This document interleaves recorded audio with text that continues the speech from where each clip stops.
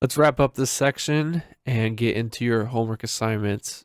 Key takeaways: candlestick charts are very powerful tools to analyze price and identify support and resistance levels. It's something you're going to be referring to every day of trading. Technical analysis indicators, moving averages, RSIs, all that stuff we started working with help you identify trends in the markets and get you ready for what price is going to do. Again, don't trade them just by themselves.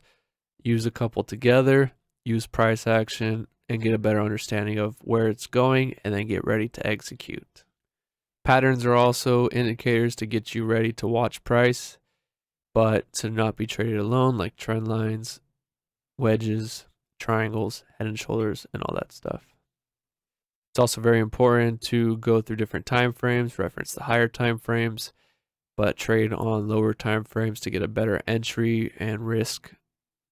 Always backtest, always test, get that data. Again, we have resources for you to input into Excel or Google Sheets, and it'll start calculating all your wins. And then you can look back on your data for that trading system and know, was it actually profitable or was it not? And I like to do this with different systems. That way I have data on all of them if I need to tweak my trading strategy at all. Don't overcomplicate it, and don't ignore higher time frames. Don't get stuck on the lower time frame.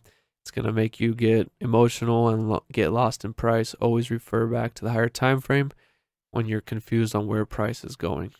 Always use proper risk management, most important, but also practice, patience, and discipline are essential for being a successful trader. We'll go into your homework assignments for today in the next video.